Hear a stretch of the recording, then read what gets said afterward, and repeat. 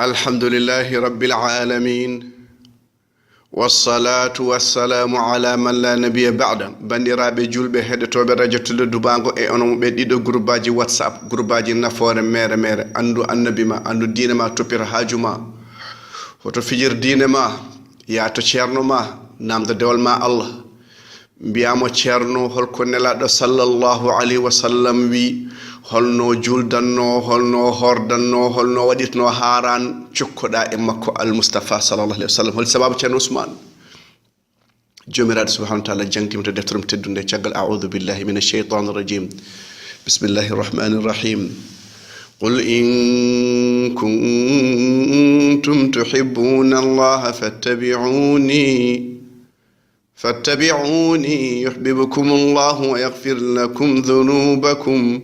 والله غفور رحيم قل أطيعوا الله والرسول فإن تولوا فإن الله لا يحب الكافرين سبحان الله والحمد لله ولا إله إلا الله والله أكبر Thierno Ousmane alhaali almustafa sallallahu alaihi wasallam en mawnide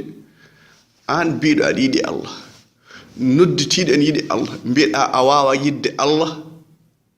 haa tengtina gille ma e Allah tengtinde gille ma e Allah woni ko jokkaade sukkaade ñamtinde almustafa sallallahu alaihi wasallam la ilaha illallah giɗo Allah almustafa kono wona yimɓe ndeysan ɓe ngara darnge ɓe mbiye majjinɓe on ɓe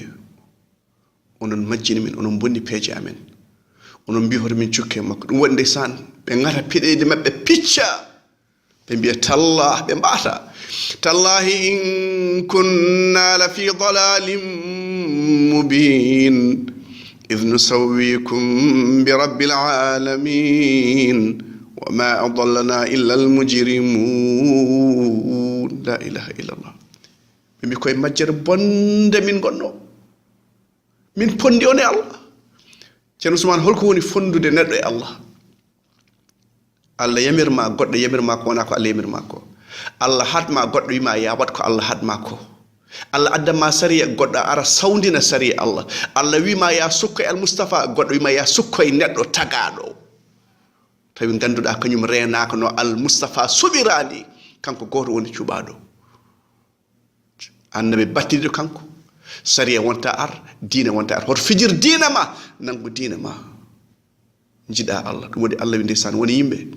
ɓe kormo neɗɗo no ponno hormorade Allah ni ɓe jiɗa neɗɗo no ponno yiɗirde Allah ni ɓe cukko e neɗɗo no ponno sukka ɓe ɗofto e neɗɗo no ponno ɗoftorade Allah ni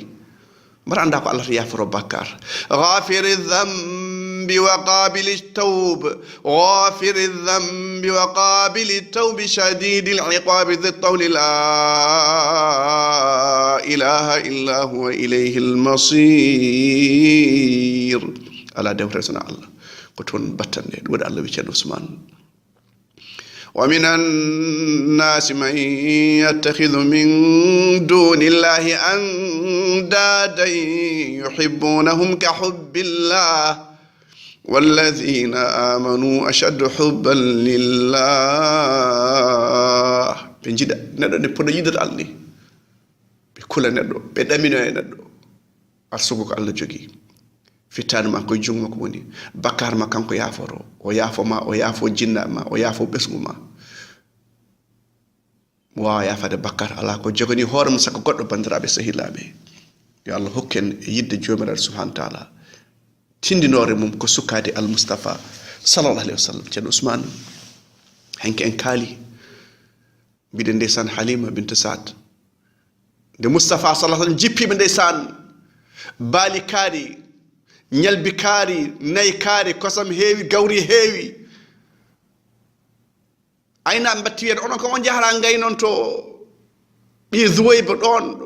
baali maɓɓe ngaynon ɗon mala baali mon no kaara ɓe paamani sirro o ko barke jippimaɓe bandiraɓe sehilaɓe en mbi on mo qur'ana ala e reedu mum way kono galle janɗo ni hadis abdullah ibn amr ibn as ene selli yo qur'an woni reeduma ƴeew so Allah fodima e aljanna sa nanta qur'an a famata ko Allah fodma ko hande o ɗiɗo téléphone aji kutorɗen ɗum e andude diine men tawi ko français mbawɗa taw ko anglais kala ko mbawɗa sa google Thierno google sa heto o yaltinanma hadis o addanma aya o haddama fatwa o addama YouTube nan ɗon jeeɓa vidéo ji sernaɓe nan kala almuɓe nan kala ha ganda diine ma la ilaha illallah muhammadur rasulullah so Allah wi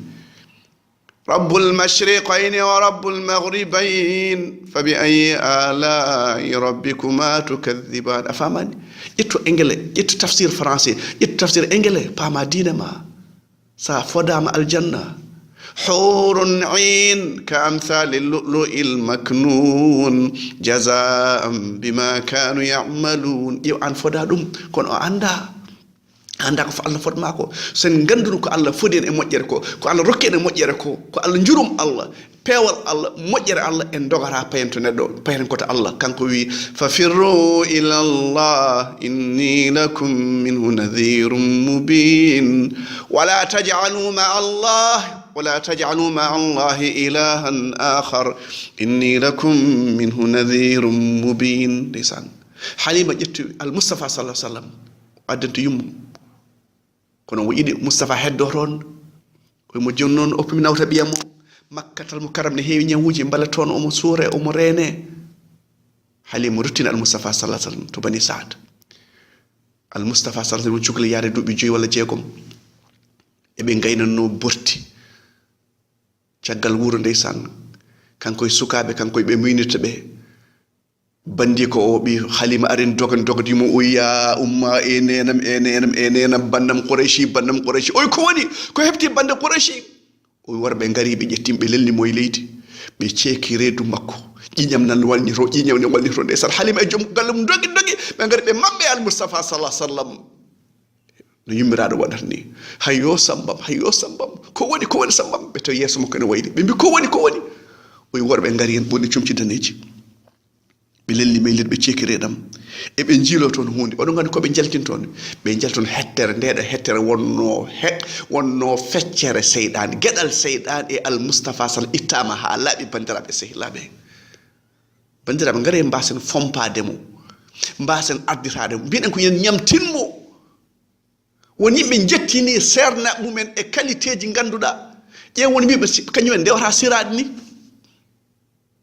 astaghfirullah wallahi ko haalte ko keɗoto ande YouTube ko so wonano en keɗima en konɗita julɗo ne haala ko te ko enen tan kaɗa ɗum ma woni haalama e pularta mo haalama e jolfe ɗo gonɓi ɗo temed ɗiɗi leñol nan ɗo mi meeɗa nande goto e mabɓe en haala kalten ko bandiraɓe julɗo gaare kulen Allah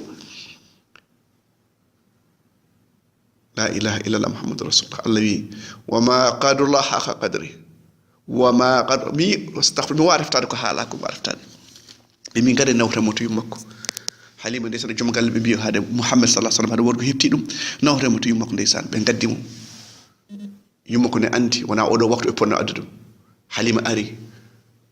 yummakko amin o yi halima ko wabma artirde Muhammadan o yi ay min kay ko mbaɗatno muyni gasi hankadi o tiiɗi hankadi yo arto tan o wonɗo en amin wimo ala haalnam gonga ka kulɗo seyɗane hade heɓtademo hunde walla seyɗani heɓtomo walla memo o wi aha o wi hoto hul oɗo ɓiyam oɗo jogui alhaali mawɗo o wi to hul seyɗane makko o wi seyɗane ale makko lawol o wi ɓiyam oɗo jogui kabaru mawɗo mem haalane o wi nde gonmi reedu mbeɗa sowi jiimi leeral yalteyam ha yettoyi galleji Busra to Sham o wi mi tinani ko debbo koriɗo tinoto ko o jibina komo tugge leydi omo ɓamti hoore makke asaman la ilaha illallah muhammadu rasulullah e ɗum noon an halima ruttoto wuro mon Rachida a waɗi ko mbaɗanɗa a jarama kono ceerno Ousmane ɗo tan haaɗi ala cheyma mo muynide o to wolde Hunayn leñol fo yaafama leñol fo oppama leñol fo rokkama saabu cheyma mo muynidno o hande no en jii muynidɓe endu wotor kaldata taƴƴodira ɓe kaldata ɓe jokkodirta ɓe jewtitta ɓe dokkodirta ɓe jurmodirta la ilaha illallah muhammadu rasulullah so korka ari so taska ari waji goto wi mawni ko hirande ha darti muɗɓe kaldata o ñande taske o kalam logge e lekki jeccirima tan giram potte gire mawnam o min dogi min maɓɓodira min goyi o duuɓi emin taƴodiri o mi meeɗa julde wanni welde min beldirmi mawnam ƴeew noon sa weldire Allah en ciftori taxi man joom taxi Égypte najo o sehilam hol waktu ɓurɗo welde gurdam o wimo sa resi sa dañi kalis sa mahi galle taximani mi ala ɓuri welde gurdam fof kono beldiɗɗa e Allah ne dutɗade Allah mbaɗɗa